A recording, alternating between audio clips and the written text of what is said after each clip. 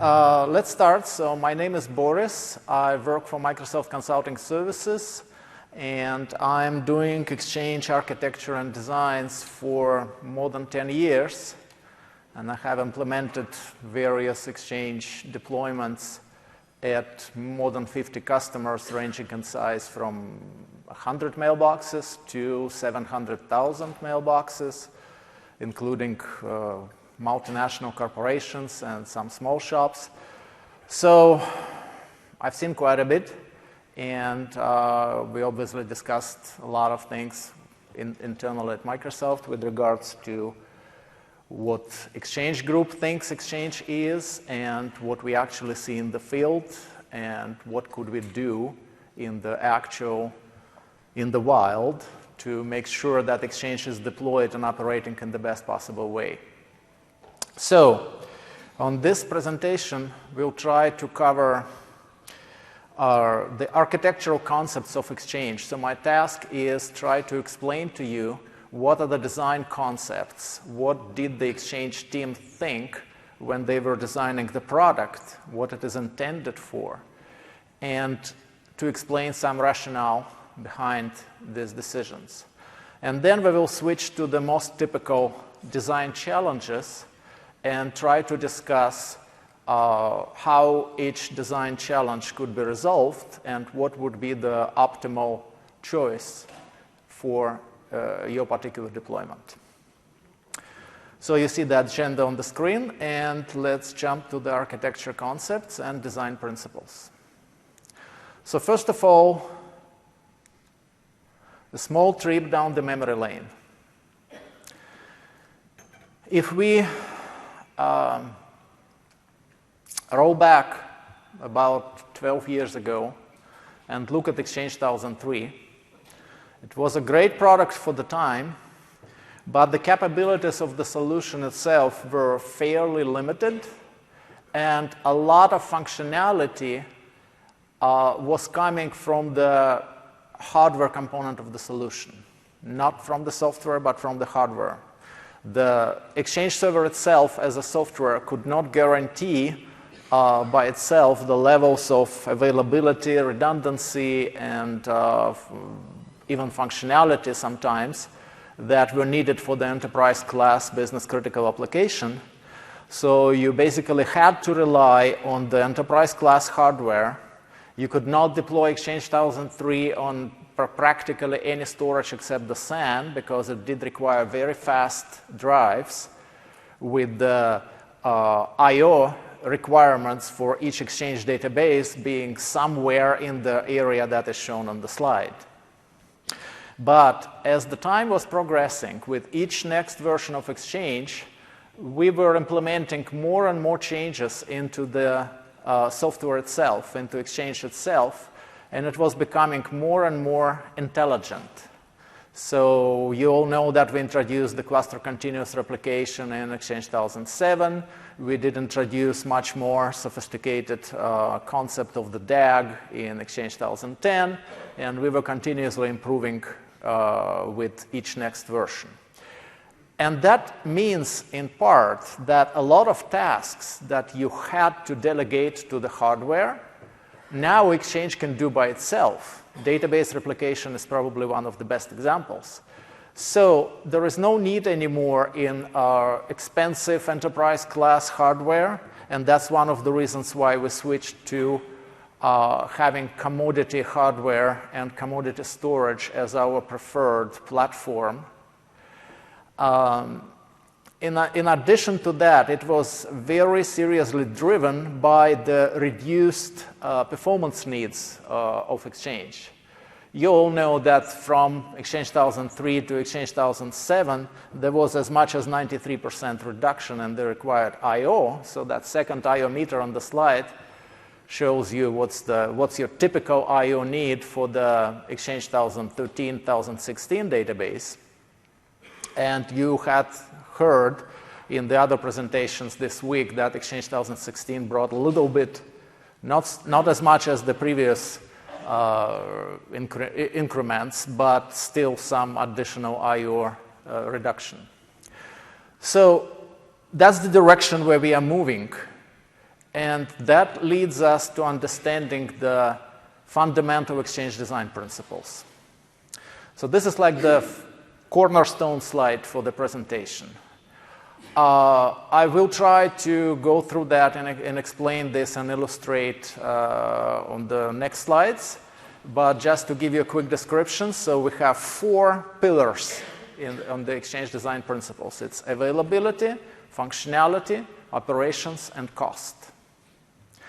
So availability is extremely important because your users, your messaging users, they don't care how you deploy Exchange, on which servers, on which hardware. Do you use the SAN or a DAS? Do you use RAID or JBOD? Do you have DAG and lagged copies? They don't know this Martian language. What they want is email flowing. They need the service. They need that service to be operational and available to them, if not at all times, then with as little downtime as technically possible. So that's the cornerstone principle. Second is functionality. Apparently, the Exchange needs, users need functionality, and if Exchange is not able to provide the functionality the users need, they are not going to use it. So you would be good to design your Exchange in such a way that you would leverage all of the native capabilities of the product and provide all this functionality that is coming with Exchange out of the box. And if you don't, then you just don't take advantage of the solution. Operations is pretty obvious, right? You want to optimize people and process, because every solution, every enterprise class solution consists of 3 fundamental parts. It's technology, people, and process. You can optimize the technology all the way you want. You can deploy the most perfect design that was ever invented by the mankind. But if you operate it poorly, or if you don't people to operate it, or if you have some incorrectly defined processes, that solution will not work for you. So all 3 components must be there. Let's go ahead and proceed to availability. And some of you maybe saw this picture from the ELO blog that was published actually quite a while ago. And you have the reference on the slide, the bottom of the slide. But let's look at what defines the solution availability. So there are 2 major principles here that are important.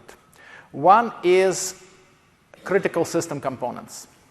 So every solution consists of multiple components. And these components are critical if the component fails, then the entire solution fails. For example, who cares if your Exchange server is running if the storage with the databases that is attached to this Exchange failed? Who cares if the storage is operational and Exchange server is in perfect health if the network is down and nobody can connect to that server? Who cares if these components are all up, but your load balancer is broken, or your domain controllers are unreachable, or you can easily continue the list, right? So each really complex enterprise class solution consists of a lot of critical dependency components. Now, when you try to talk about availability, it's just a very simple, pure math. So let's look at the small table at the top of the slide. The simplest example possible, let's say I have a solution that only consists of 2 components. For example, it might be the server and the storage. Let's say each of these components has its own availability of 90%. It's just an example, right? In reality, you hopefully will have better than that. So 90% availability for component 1, 90% availability for component 2. The solution itself will be only available if both of these components are available at the same time. So it's the basics of the probability theory. The probability of 2 independent events is calculated as the product of probabilities of each individual event. So I need to take 90% and multiply it by the other 90%, and the result will give me 81%. So that is availability of my solution, of the overall solution. So you see how bringing more components into the solution will actually lower the availability. Therefore, when people tell you that they want your design to be simple, it is not just the generic common sense principle. It actually has pretty deep mathematical justification under it. If your solution is simple, it is capable of giving you more availability than a complex solution. Try to minimize the number of components that you have in your design. Let's look at the other dimension. So 90% is apparently a pretty low number for my component 1. How can I address that? I can deploy 2 redundant copies of that component. For example, 2 copies of the database, or 2 Exchange servers, or 2 domain controllers, whatever. How does that impact availability? So if I have, for example, 2 copies of Exchange server, and 1 Exchange server dies, does the solution die? No, it doesn't, because the second server, if you have the DAG properly configured and implemented, the second server will kick in and take over the load. So it will continue to work that way. So you are actually increasing availability, and pretty significantly, by deploying additional redundant components. The same math is telling you that if you have, for component 1, for example, from the same table, if you have copy 1 with availability of 90%, and you have copy 2 with availability of 90%, then the availability of a combination of this, of the redundant set of 2 components, will be 99%. So it's much higher. And therefore, you can compensate for the complexity of your solution. If you put it all on the diagram, like you see on the slide, you see that more components, more system dependencies is bad, and more redundant components is good. Now, there's finally one other concept that needs to be explained. That's failure domains. So what happens if these components of the solution are not really independent?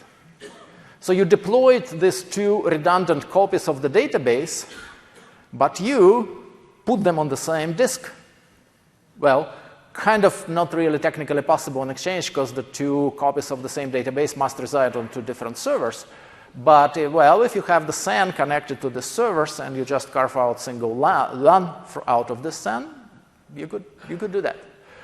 So that would totally negate the advantage of having these 2 redundant copies, because if this particular storage, this disk, this LAN on the SAN, if that goes down, both of these copies are lost. They are no longer independent.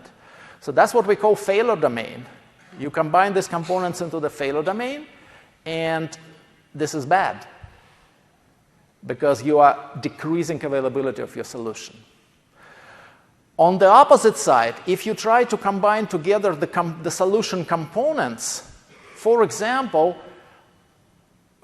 we were telling you since Exchange 2010 times that you should be deploying multi-role servers and not deploying individual server roles separately, right? Client access row, hub transport row, mailbox row. Why? Because for the solution, each of these roles is independent critical component. You must have the hub transport in order for Exchange to operate. You must have CAS in order for Exchange to operate. But if you have 3 separate components here of the solution, your availability will be lower. So if you combine them together, you are decreasing the number of components in the solution, and that's good. That's the rationale behind the multi-role recommendation. So since not everybody was listening to these recommendations, in Exchange 2013, we decided to just grab all these roles together and put them into the mailbox role so that you did not have any more temptation to deploy them separately. But we did introduce additional CAS role, which created a lot of confusion, because it's actually not the same CAS role that was there in Exchange 2010. It's more like a front end, right? The stateless proxy. And then it created the same challenge. So folks again started coming and saying, oh, let me deploy this CAS server separately, and let me deploy this mailbox server separately. Oh, this is that new CAS role. What if I put it in the DMZ? And stuff like that. So in Exchange 2016, okay, all I's are dotted now, right? So no more temptation at all. You have no more chances to deploy separate roles. So everything is on the same box now. All right, problem solved. Okay, so how can you deploy all that stuff? And now that's where we're coming to the strategic architecture concepts. So what you see on the screen is a classical shared infrastructure architecture model. So everything is sharing the highly expensive enterprise class hardware that costs a lot of money, that is advertised by the vendors as being highly available. And you deploy, for example, virtual servers that are all collocated on the physical blades on the server chassis. And that server chassis is connected through the SAN using the fiber switches and everything with the big enterprise-grade SAN that is probably using some hardware-based low-level replication to make sure that your data is highly available across the enterprise. That's the classical model. It is pretty hard to scale that model because whatever this SAN array you bought, that's what it is. It can handle this amount of load. If you need to extend it, like your company is growing or something, that's not easy. You would need to buy another big SAN array, which we are talking millions of dollars here. Now, does that solution ever fail? Does that solution contain failure domains? I gave you some hints here on the slide, right? You can see that there are at least 3 levels where you can easily identify failure domains created, right? The virtual machines are sitting on the same physical host, physical blade, that's one level. The physical blades sharing the common chassis with the backplane that can actually fail. Surprise, surprise. And these servers and chassis are connected to the same SAN array, which is yet another failure domain. So you have 3 levels, and then if you follow that model, it is not really surprising if one sunny day you will get the emails like this. And I just added this slide at the very last moment because this is the actual email that I got from my actual customer no longer than a week ago. And that is probably one of the reasons why we are there right now and we are trying to deploy the new Exchange environment for them. That would be free of the failures like this. I especially enjoyed that sentence. As you know, this is not our first or second or even third SAN failure. And I can only appreciate the customers' messaging engineers who said, hey, we already have experience. Well, that's a sad part, right? But we already have experience. We know how to handle that. So just for your awareness so far, thank you. We don't really need your help at the moment. We know how to handle it. But the fact itself is pretty convincing. All right. As the opposite concept for this is the completely different architecture model, which is based on the building blocks. Inexpensive, isolated building blocks. Every server is an island, and every piece of storage connected to that server is an island as well. And then you control communication between those islands at the software level. Exchange is making sure that client requests are properly coordinated across the servers. It is proxying your requests as necessary. Exchange is responsible for properly replicating your data across the databases within the DAG. So that architectural principle allows you to scale the solution pretty good, and it is also much less expensive. It also does not have the failure domains unless you will introduce them yourselves. So that is the thought behind the architectural model, and that is the architectural model that Exchange as a product is designed for. Now, you should not think that this is the Exchange team invention, right?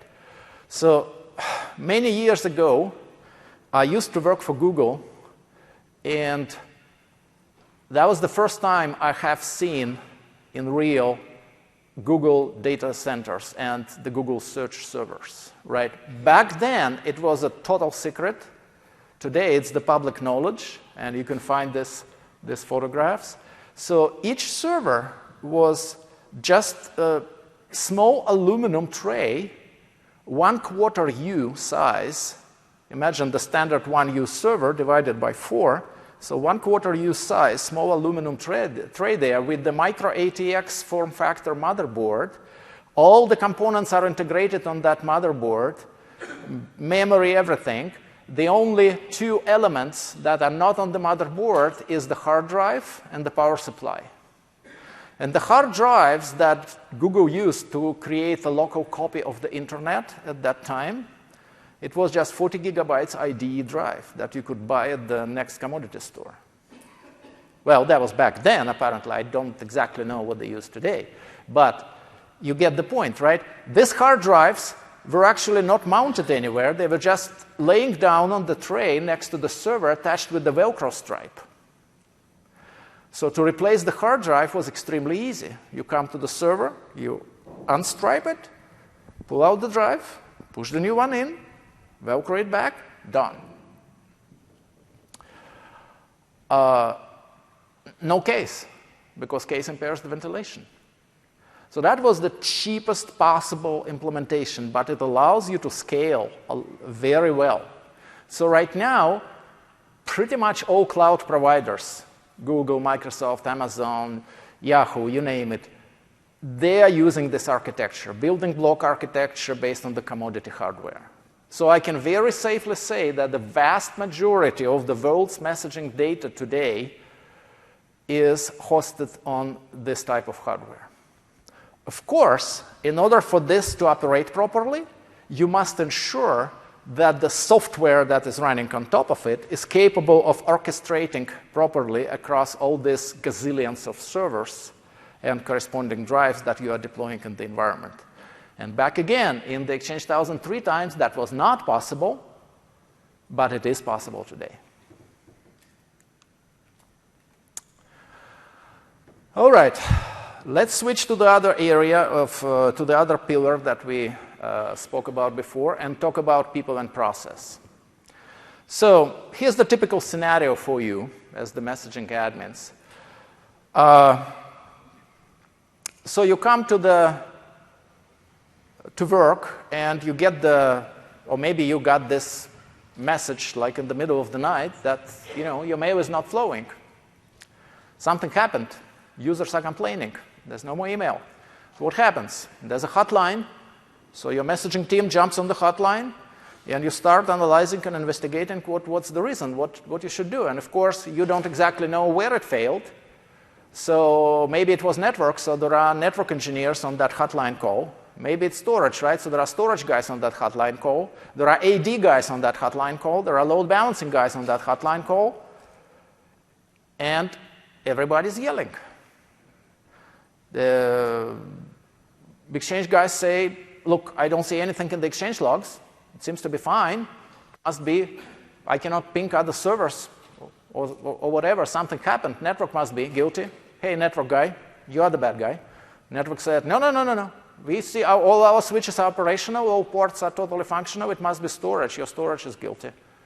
And the storage guy stands out and says, what? Storage? We have the SAN that costs $10 million and can never fail. I see that some people saw that in their experience, right? And you can imagine that conversation. So what is bad here is that the teams that manage your environment, they are organized and they are built based on the infrastructure principle. Each team is responsible for the piece of infrastructure that they manage. If you had a team that was responsible and totally owned the solution, not the piece of infrastructure, but the solution, the technology, messaging solution in this case, it would be much easier to analyze the solution, to troubleshoot the issues, and to resolve them, because you would not need 15 people on the hotline. If the team owns the solution, they could own the hardware as well, and it's not really the coincidence, but this hardware is much easier now to understand, to maintain, to support in the building block architecture rather than in the shared infrastructure architecture, right? Imagine your messaging engineers administering your SAN. with all this virtual LANs and black magic happening behind the cluster controller heads on the storage arrays. And now imagine the same messaging engineers managing just local disks on the server. That's a no-brainer, right? So think about how your teams are built, how they're organized to manage the process, because that's a very important component of the solution. Now, the most challenging point in Exchange deployments and implementation is decision. When you start designing your solution, you always have to choose at a lot of points during that path. You need basically to select what storage to use, how to configure your servers, how many servers to deploy, this, that. We have achieved very good progress with Exchange. And let me take that same storage as an example, right? So there's in Exchange 2010 and 2013, you can pretty much implement Exchange on any storage. Like the joke that Ross made during his presentation, yeah, you can go ahead and deploy it on a couple of thumb drives. So any type of storage will work. So which one you choose? With Exchange 2003, you did not have any choice. You had to deploy on the fastest possible enterprise-class fiber channel drives. And that means you didn't have any headache. Now you have a choice, decisions. So there's a lot of designs, a lot of options that are supported. That's this big circle, the big outside bubble on this diagram. But not all of these designs that are supported would be recommended. There's a significant difference between what is supported and what is recommended, right? You can design things in the weird way. You can design things so that they will work and technically we will support you. But, something happens, you call Microsoft support engineers, yeah, they will support you, but probably every now and then you will hear some sad sigh on the other end of the line. So there are recommended best practices, which is what we are trying to communicate to you in so many presentations during this conference. We also have the structured solution, which is called product line architecture. And you are all probably familiar with the preferred architecture for Exchange, right? So preferred architecture was basically built on top of the product line architecture. The PLA is the offering from Microsoft Consulting Services, where we are trying to help you design and implement your Exchange based on the pre-canned set of rules. So for every design decision, there's a combination of rules. Sometimes there's a lot of them. There are dozens of them. And these rules are basically prescribing you, do this, don't do that. And there's a rationale behind each rule. And these rules are just accumulating this wisdom that we collected over years from the field deployments at various customers.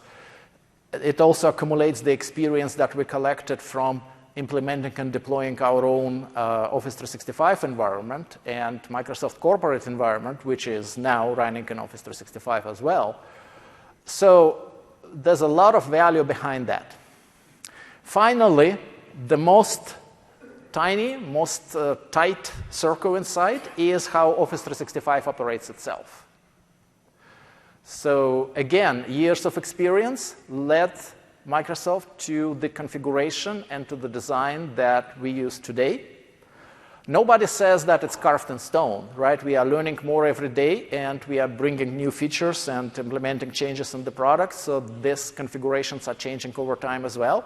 But at any given moment of time, we believe that this is the kind of the absolute best and well-defined way to design things. So our goal is to try to move you as close to the center of these bubbles as possible. Don't just do what is supported. Do what is recommended. Try to talk to Microsoft and make sure that not only you do what's recommended, but you also are aligned with the PLA, product line architecture. And, well, If you really cannot do that, just go to Office 365, and we will do that for you in the really proper way. So that's the concepts. I planned 30 minutes for it, so that's perfect. That's the concepts. Now, let's try to apply this knowledge and these concepts into the design decisions. I cannot obviously cover everything, and maybe we will leave a couple of slides behind, but I will try to concentrate on some design decisions that are typically the most painful for the customers, and let's see how it goes. So the first one, consolidated design versus distributed design. How many of you have Exchange organizations and deployments that have multiple locations? So you have to cover multiple user locations besides just the US geography, like internationally. How many?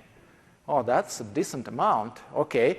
And now within the US, but you have more than like 2 or 3 locations? All right, that's cool. So that's the vast majority of the room. So that is important for you. You always have a choice. What should you do? Should you hunt for the consolidated deployment where all Exchange servers are concentrated in like 1 or 2 or 3 data centers? Or should you try to locate Exchange servers closer to your users? It's a challenge. So, and as with every design challenge, there are pros and cons. The easiest way to understand it is to understand the implications of having the slow WAN link that connects the sites. In the first case, if you are using consolidated design, you are placing servers together close to each other. So all server-to-server communications, they will be optimized because they will happen over LAN. But client-to-server communications will not be optimized because they will cross the WAN link. What is the server-to-server traffic? It's a lot of various protocols. It's the database replication if you implement highly available design, which I hope you all do. So it's actually a lot of traffic, and not all of this traffic is HTTPS. So not all of this traffic is tolerant to high latencies and low bandwidth that typically WAN links provide. Client traffic, on the opposite side, is mostly based on HTTPS. Vast majority of client connections is HTTPS connections. So it is tolerant to the low latencies. Of course, if you're used to the, to the old versions deployments when Outlook was connecting to Exchange Server 2003 over RPC, and your Outlook would have the latency of 300 milliseconds, it would be very unhappy. With RPC over HTTPS, and as you know, since Exchange 2013, this is the only method how Outlook connects to the Exchange server. Now it's MAPI over HTTPS, but it's HTTPS still. Latency is not that big of an issue. I have personally seen Outlook clients showing in the connection status the latency of 30 seconds. And it was working, which is amazing. It was slow, I have to admit that, but it was working. It did not tell me that, oh my God, I'm dying, and just crash. No, it continued to work. What? With cache on the client side or without cache on the client side? So that's a good question. And of course, the cache on the client side would help you, because the cached mode on the client side is kind of screening you from the connectivity problems that happen between your client and the server. Your client does not really need to maintain communications with the server at all times, except some long-running HTTP connections. There are just few of them. And you only connect to the server and transmit the data when the cached mode client requires that. For the online mode client, of course, you will be more sensitive to this network latencies. So the cached mode is our typical best practice recommendation. It does have some downsides as well. For example, like downloading a large offline address book could be one of them. But overall, the cached mode is definitely recommended. So that's one challenge that you might have. The other challenge that was covered in multiple presentations during this session, but I prefer to use my own diagrams for that, is the bound service versus unbound service. You probably heard of both of these times a lot during this week. So the unbound service is the best. Unbound service means that your clients do not really have a preference which data center out of the two. I'm kind of implying that you have here two data centers where you deploy Exchange, and you have a DAG that is spanning these two data centers. So the clients have no preference which of these two data centers to connect to. They can connect to either. So you don't care where the client mailbox is active, on which database and which data center. Client will be connected either way. How does the client get connected? Via geographical load balancing and load balancers in front of the Exchange servers doesn't really matter. What matters is that the clients have no preference and no difference.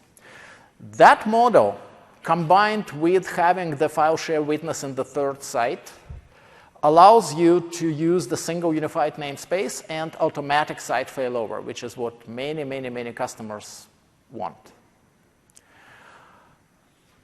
However, this solution is specific for Exchange 2013 and above. So the same model is our preferred model for Exchange 2016. In Exchange 2010, because there was not such a good decoupling between the CAS and mailbox server roles, it actually did matter in which data center the mailbox is located and which data center user connects to, because the communication between the CAS server and the mailbox server was based on RPC. And RPC does not like crossing the WAN links. It is quite sensitive to the high latency. RPC is the local protocol. It's expected to work inside the data center. So that's why for the Exchange 2010, we were recommending the bound service model, where you have each data center maintaining its own namespace, and the users split so that half of the users, for example, are preferring the first data center, and the other half of the users are preferring the second data center. In the geographically distributed deployments, this is typically pretty easy to define and understand where the user should be. And if you implement that, you probably want to consider the DAGs in pairs, because each DAG will be operating in the active-passive mode. So it would have the mailboxes and databases activated in first data center. The first DAG, for example, will have them. And the second DAG will have them active in the second data center. Should the data center fail, the DAG that was active in this data center will obviously fail over to the second one, but this failover process is not fully automatic. You would need to do a few of manual steps, which includes not only operations on Exchange servers themselves, but also modifications in DNS to make sure that your clients now are connecting to another data center while they are still using the namespace that is configured on their profile, and that sort of things.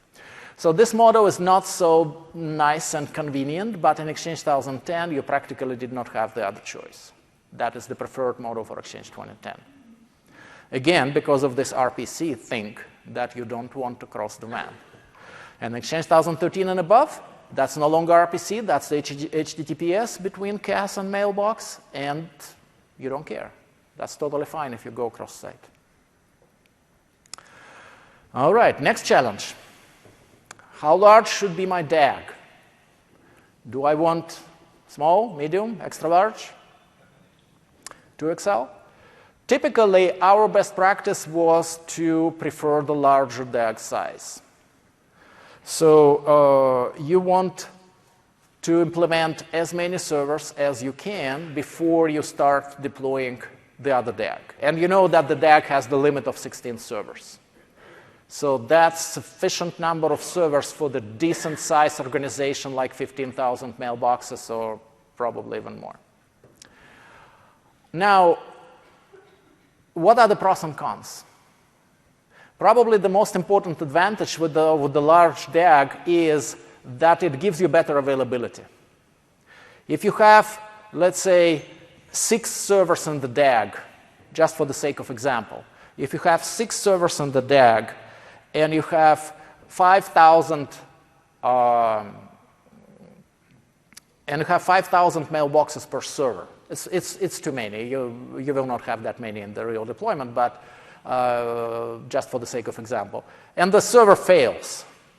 So this 5,000 mailboxes will have to be distributed across the remaining 5 servers. So it's only 1,000 mailboxes per server. If you had more servers in the DAG, you would have less additional users activated on each of the remaining servers. You follow? So the more servers you have in the DAG, the less is impact from the failures. So you have better availability. Same applies not only to the database failovers, but also to the client connections. When you load balancing across 16 servers, you have better availability than if you load balancing across like 3 or 4. However, under the hood of every DAG, there is still a cluster. And the cluster is a very sensitive beast. It needs to feel all of its tentacles. Each node, right? So each node must be able to communicate to each other node. So for example, if I have that server on the right-hand side of the slide, this server must maintain, in this example, 5 connections to all the remaining servers in that 6-server DAG. And the same would be accurate for all other servers in the DAG. So the overall number of connections that are building this full mesh is growing proportional to the square of the number of the servers, because the total number is n times n minus 1 divided by 2. So 16-node DAG, for example, would need 240 connections to be constantly maintained between the nodes. And some network intermittent flips and glitches and other nice and funny events that our networking guys love to organize for us on the enterprise network, they can lead to some pretty interesting behaviors when some of the nodes can see other nodes but not those, and the other nodes can see those but not these. And the cluster can make some very interesting decisions on that. So if you want to kind of learn more about this behavior, there's a reference on the slide. I very highly recommend that you read it to understand what's the implication of having the complex networks in your clusters. The same reference would actually explain to you why you don't want to have your DAGs span more than 2 data centers, like 3 data centers or 4 or whatever, right? We do not recommend that. If you need site resilience, that's 2 data centers where you have to span your DAGs across, but not 3, because that will greatly increase your risks of having cluster failures because, again, of the possibility to get partitioned networks as a result of some intermittent network failures. So, small or large, you decide. Again, our typical recommendations is to prefer large, but if your network is not so good, maybe you should think. Oh, the other good factor here that impacts the decision is the scalability. So if you have a DAG of 16 servers and your organization is growing so that your databases are already full, you cannot add mailboxes to the existing databases. You cannot add like 1 more server to the DAG because it's already 16.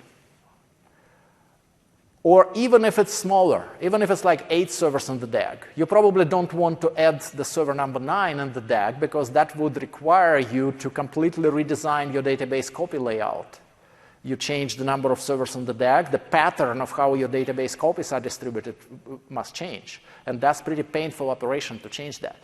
So it's important to understand that your scaling unit, the building block when you start building your entire Exchange environment, is a DAG. So if you selected that your DAGs should be like 8 servers in size, that's fine. You can have 1, 2, 3 DAGs. You're growing, add 1 more DAG, and your increment will be this 8 servers. If you have a large DAG, obviously your increment will be larger, and therefore cost of this increment will be larger too. So decisions. I mentioned the layout.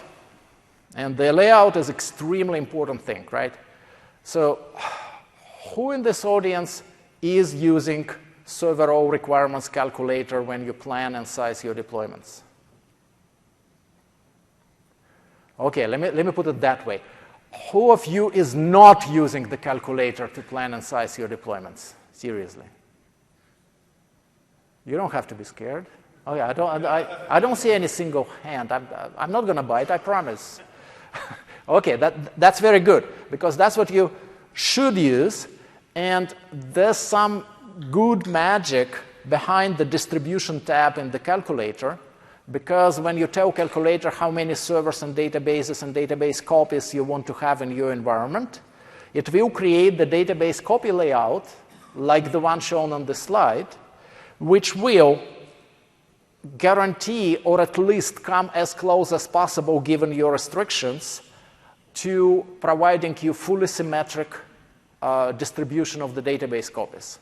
And what's important here is not only just to have the active database copies evenly distributed across the servers, so that, like in this example, you have 60 database total, and each server has 10 disks, and each database has 4 copies. So out of the 60 databases times 4 copies, that's 240. You have 6 servers in this example in the DAG, so 240 divided by 6 is 40. That's how many database copies you host per server. And that 40 divided by 10 disks means 4 copies per disk, which matches our recommendation and which matches the number of database copies that you have in the environment, right? So that's a good design. Now, you see how each server has 10 active databases under normal operating conditions out of 40 database copies that it's hosting. So if you go ahead and fail server 3, and the calculator even allows you to play with that, it has a nice button there, fail server, you will see how these surviving databases are evenly distributed across the remaining servers, so that now each of the 5 remaining servers has now 12 active databases. Total is still 60. You did not lose a single database. 5 remaining servers times 12 databases per server, 60. You still have all databases active. Everything's fine and symmetrical. If you lose another server, let's say server 6 in this example, now 4 remaining servers will start hosting 15 active databases each. But the point is, it's still 60, and the load is distributed evenly across them. That is the goal. And if you just grab your servers and say, oh, I'll put like 1/4 of my active databases here and second copies of these databases on the next server, that's not going to do you any good, because if your first server fails, then the second server will suddenly carry the double load. And that will not be good. All right. So that's clear, right? So play with this distribution tab as much as you possibly can to understand how this layout is built. Additional layer of complexity is brought by the Exchange 2013 and 2016 recommendation to collocate databases on the same disk, which originally came from the understanding of the fact that we already have 6 and 8 terabyte drives available, and we only recommend you to have your databases up to 2 terabytes in size. So you would want to collocate database copies on the disk in order not to waste space there, right? So it is also taken into account in the latest versions of the calculator, and it will automatically guarantee that on each disk you will have 4 copies collocated. Well, 4 in this case because I had 4 database copies. And each of these copies will have different priority, activation priority, like 1, 2, 3, and 4, and you can see that on the screen. So that you will never have, or it's very unlikely that you will have 2 database copies simultaneously active on the same disk. It could only happen as a result of the pretty bad failover. All right. Homeless DAG. So that's the new possibility that came with Exchange 2013 SP1. So the DAG that does not have an IP address. Poor guy is ready to host all your databases for free, doesn't have a home. It is actually our recommended and preferred model. You can easily see why it is recommended and preferred model. First of all, because it follows the complexity principle. Keep the design simple, right? Simple design increases availability of your solution. The homeless DAG is actually a pretty good explanation for that because there's less things that could fail. There's cluster resources, IP address, name, cluster network object, which is the computer object in Active Directory. If you don't pre-stage it in Active Directory when you deploy Exchange and you configure proper permissions, your DAG creation will fail, and that will not be the risk in the homeless DAG case. There are, of course, the caveats as well, right? Because there are always two sides of the story. And the caveats with the homeless DAGs is that you cannot use failover cluster manager anymore because there is no administrative access point for the cluster. The other question is, why would you use it at all? Just out of the curiosity to see what are the cluster resources and how cluster defined the networks? Probably. But for the Exchange operations, it is not relevant. It does not matter.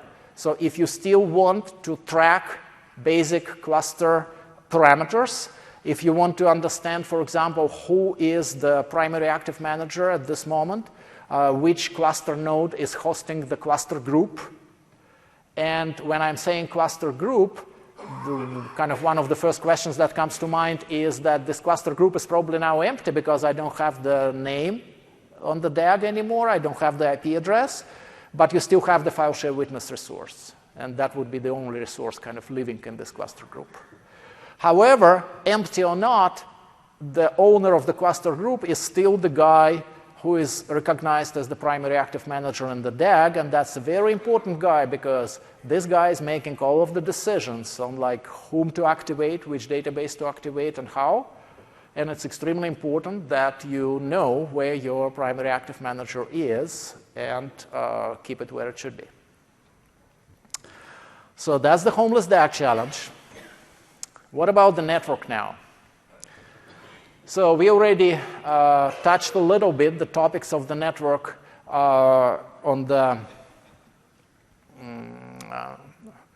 when I was speaking about the small or large DAGs. But let's talk about the dedicated replication network here. So in many cases, and it actually used to be our recommendation for Exchange 2010, you could benefit from having dedicated network for replication because the replication network was isolating the replication traffic from the client traffic, and therefore it was mitigating the impact. If something happens to your replication and there are some spikes or whatever happens on that network, clients technically could experience issues if they connect over the same network. So you obviously wanted to isolate it. The thing is, though, that years of deployment taught us that it's amazingly challenging for many customers to properly configure this isolated replication networks. So you must ensure that each server has two network interfaces with two IP addresses on different subnets. These subnets are configured in such a way that there is no crosstalk. MAPI interface or public interface, better name for it because public interface on one server cannot talk to the replication interface on the other server and vice versa. And then obviously you cannot, and you should never, have the two default gateways on the server, which was one of the interesting questions that was asked yesterday during the panel, if you attended it. So you only have one default gateway, which is located on the public network. Therefore, to establish communications over the replication network, you would have to configure static routes. And the static routes is yet another element that is very prone to the human error. I don't know how many of you ever typed 225 instead of 255 when you were typing the subnet mask, but probably some of you. So there are challenges. But bottom line, it makes the design more complex. And therefore, it decreases availability of the solution. So with Exchange 2013 and 2016, when now 10 gigabit network is something totally common, at least I have never seen the deployment before which did not have 10 gigabit network, it's totally easy to have both replication and client traffic running on the same network. and not impact each other because you have enough bandwidth for them. So our best practice recommendation and one of the PLA rules that we have for Exchange 2013 and 2016 is just to have a single network, single NIC. You've got 10 gig for the LAN, but what about that WAN traffic? Yes, the WAN traffic is also what I'm talking about. So, of course, it might be not 10 gigabit. It depends on the size of the scale of your deployment. But the server row calculator will actually give you some prediction of how much replication bandwidth you would need to replicate databases across the WAN link. Oh, I'm sorry. So you just need to ensure that the bandwidth available between your data centers is capable of managing this traffic, plus whatever other usage this link has. Sometimes it is challenging indeed. So you probably all have heard the announcement on the Exchange 2016 presentations that we are no longer doing the indexing on the passive database copies across the network from the active copy. We are now indexing from the passive copy. This is the major improvement. Because if you think about it, indexing is pretty much like getting the same amount of data that replication is transferring over the wire. But replication traffic is compressed by default when you push it through the WAN. And indexing traffic was not compressed. So if you go to that replication requirements tab in the calculator and you try to look at the formula, you will see that more than 50% of the traffic, of this replication traffic on that tab, is actually due to the indexing going across the wire. So now that is gone, therefore, the bandwidth requirements for the Exchange 2016 DAGs should be significantly lower, like 40% lower, and that would help you implement your DAGs in case you don't have sufficient bandwidth between the WAN link, between the data centers. So that is all very important.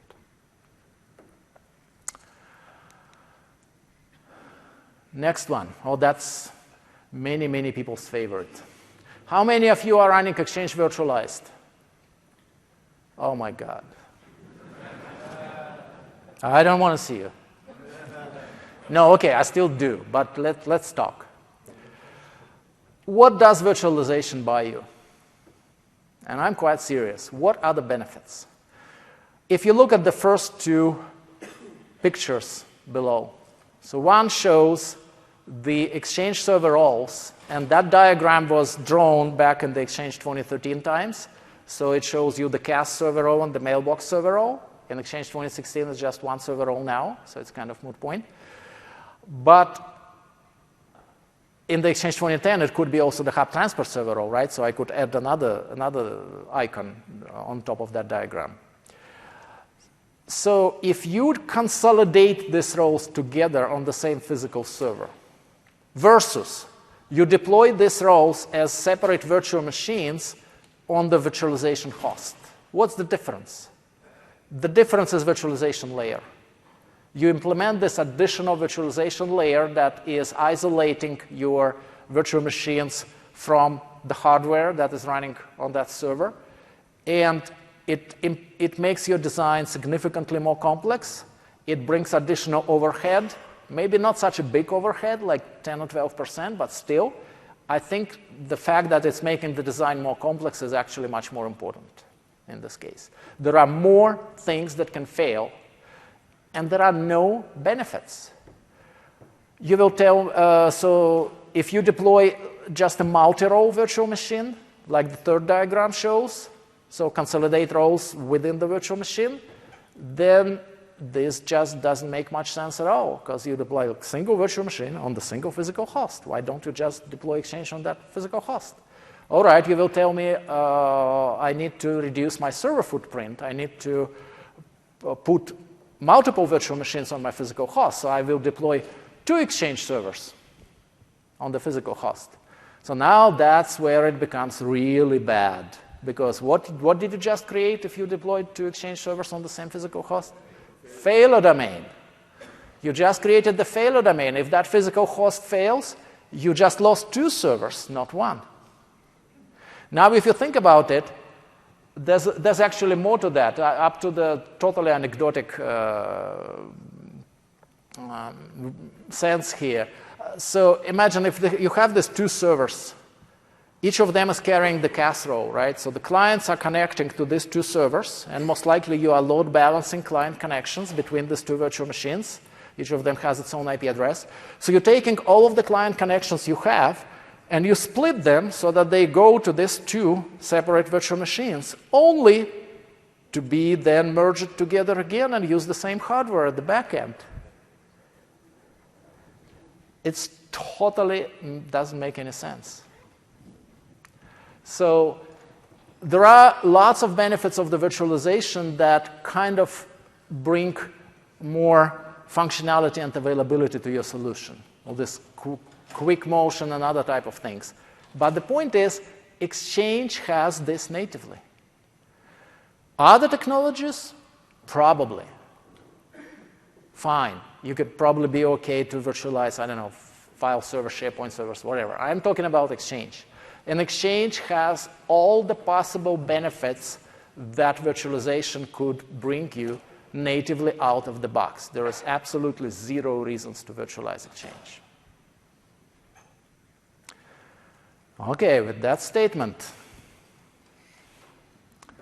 let's switch to the probably most painful topic. And we only have 15 minutes left, so I better be quick. Storage design. That is a super sensitive thing. Whenever you make the storage design decision, remember, storage is the multidimensional thing. You have to make at least 3 decisions when you decide which storage to implement for Exchange. It's the technology, the environment, SAN or DAS. It's the disk hardware, what kind of drives you want to implement, SATA or SAS or SCSI or Fiber or whatever. And finally, it's the data protection. Is it RAID or JBOD? So that gives you like 3-dimensional space of possible designs. And every point in this 3-dimensional space gives you some Exchange design. Which one you choose? So as we know now, all these Exchange design concepts and architectural principles, and we know that the product was designed to minimize the I/O, to minimize the performance requirements, to use the commodity hardware, the answer is kind of obvious, right? So the sweet spot for Exchange is to use the simplest possible storage design, which means DAS, and even more probably it means just directly attached, just internal drives in the server chassis. To use slow drives, 7200 RPM, SATA or nearline SAS drives, because they are not expensive, because they have sufficient performance for Exchange, and because they are large. They allow you to accommodate large mailboxes. These 8 terabyte drives are available. Actually, 10 terabyte drives are already available today, and 12 terabyte drives are coming. So you can have a lot of storage on these disks. The performance argument is very important when you start thinking about it. Again, we had seen that the typical Exchange 2013, 2016 database requires about like 10 IOPS. Typical SATA or nearline SAS drives disk provides about 60 IOPS.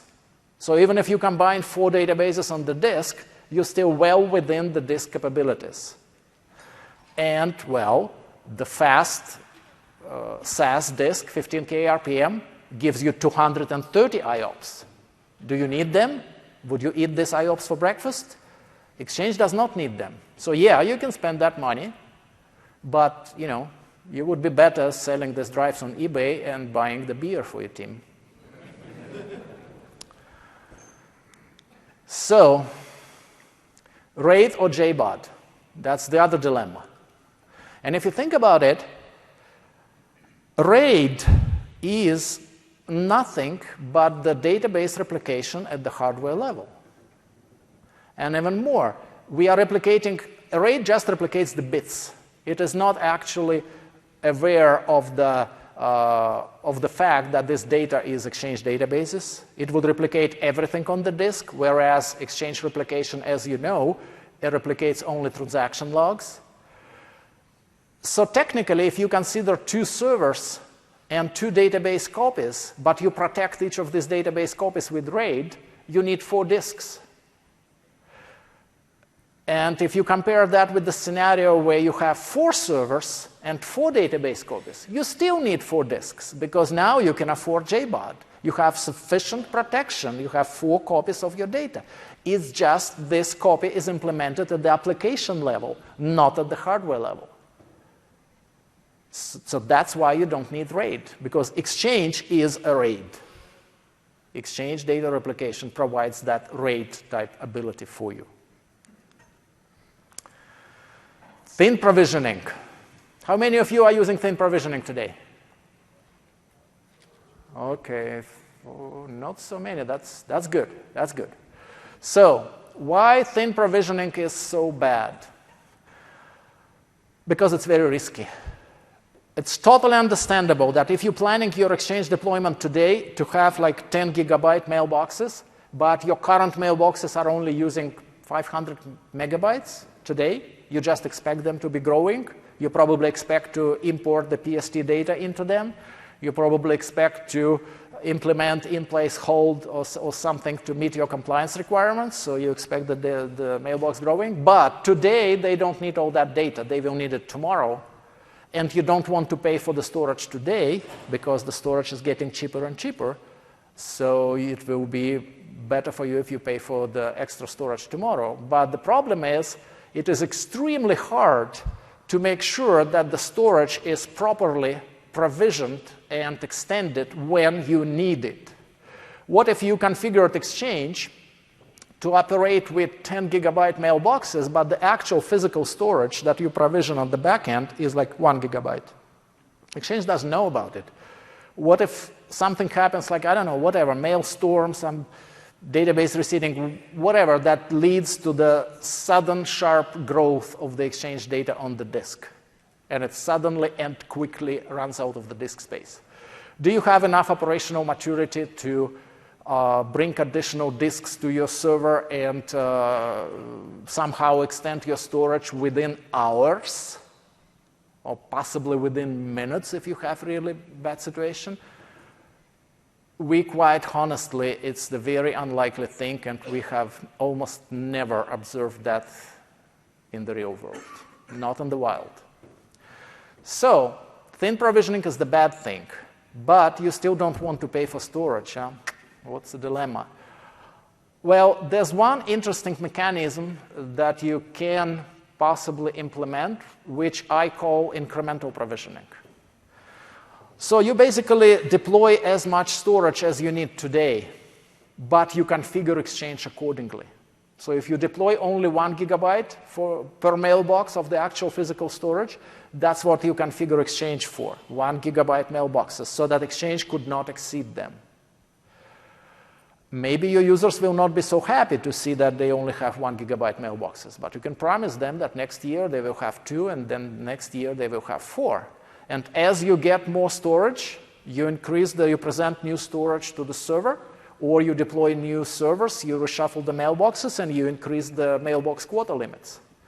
That way, you don't pay for the storage upfront, and you are ensuring that Exchange will not run out of space on the physical disks, right? So these 3 diagrams that I show below is the illustration. Yellow space is the unused space. It's how much physical storage you provision, but it is not currently used by the mailboxes. And red is what is the risk in the case of thin provisioning. The mailbox can potentially grow as high as the red bar allows it to go, but you don't have physical storage backing this up, so that's bad. So that's the thin provisioning. Bottom line is like a one short sentence: never do it. All right, so this slide is probably think of the past, I hope. So everybody understands the advantages of the data replication, which is controlled at the application level. by Exchange. And again, when Exchange does replicate the DAGs, it only replicates transaction logs. It does not replicate the databases. Whereas if you implement low-level disk replication, all of the data on the disk will be going back and forth because low-level storage does not understand what's that on the disk. It only sees zeros and ones. So kind of obvious. With that, here's your perfect design model for Exchange. For the majority of the deployments, this is the platform that we want you to implement.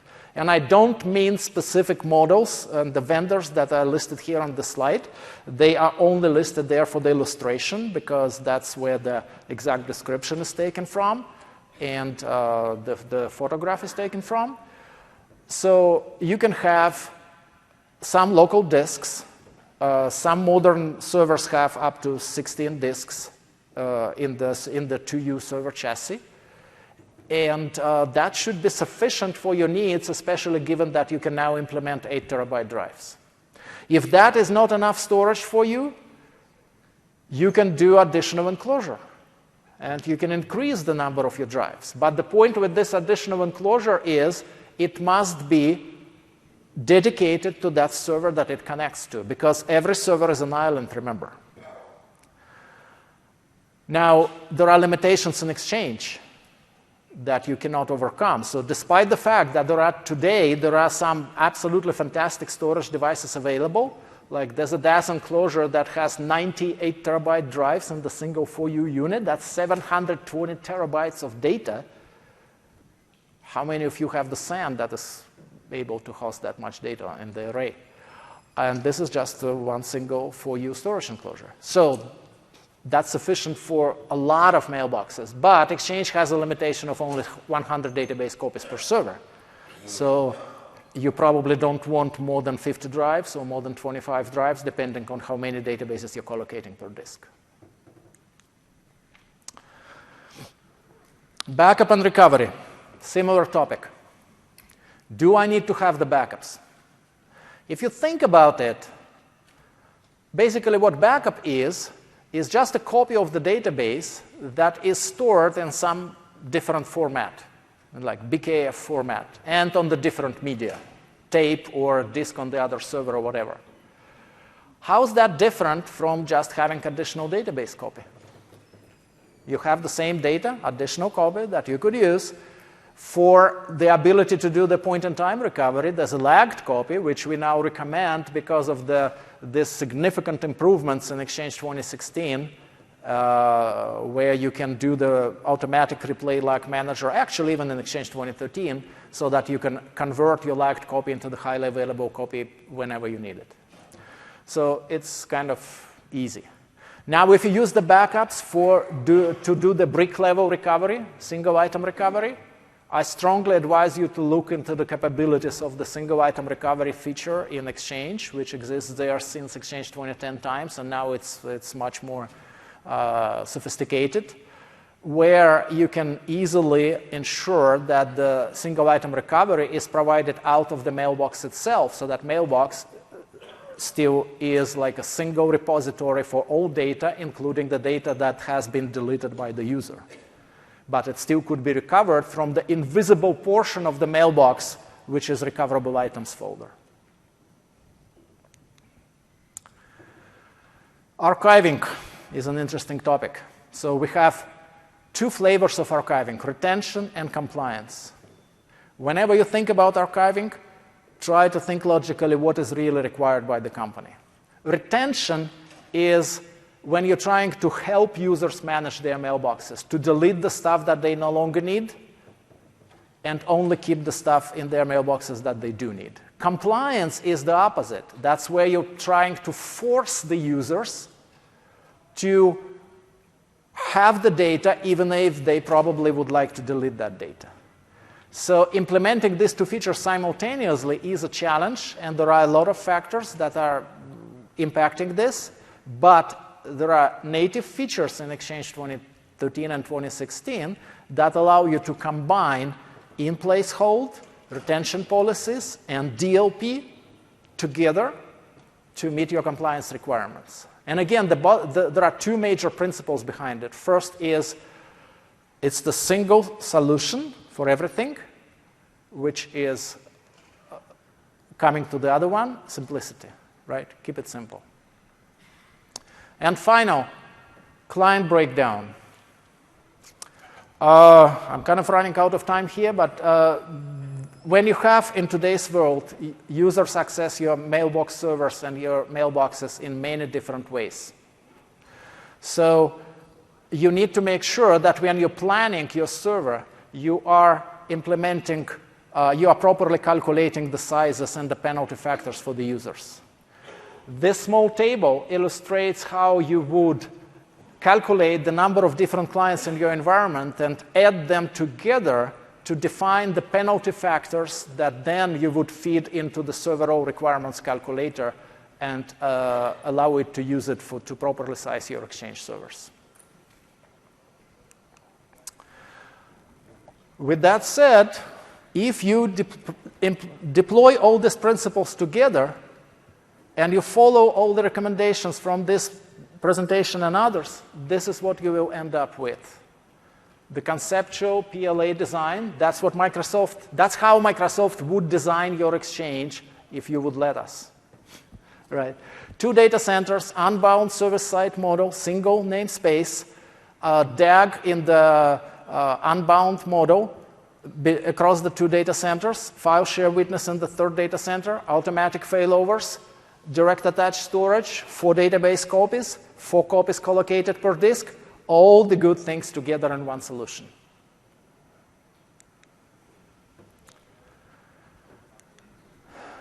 Main takeaways. Keep your design simple. Follow the architecture principles, because that's what the product was designed for. Make sure you provide availability. Availability is the fundamental principle of the Exchange design. And if you cannot do your Exchange design right, go to Office 365. All right, this is the last day of the conference, so you already missed all of these valuable sessions, or maybe you attended them. Hopefully you attended them. So thank you very much for your attention. Now, I have some T-shirts out there, and I know that there are folks here that were sitting like with their hands almost in the air, so you do have questions. So I'm going to be right here outside this room for those of you who have questions, and the best questions will get T-shirts. All right? So don't quite leave yet. Thank you very much on that, and have a great travel back home and safe one.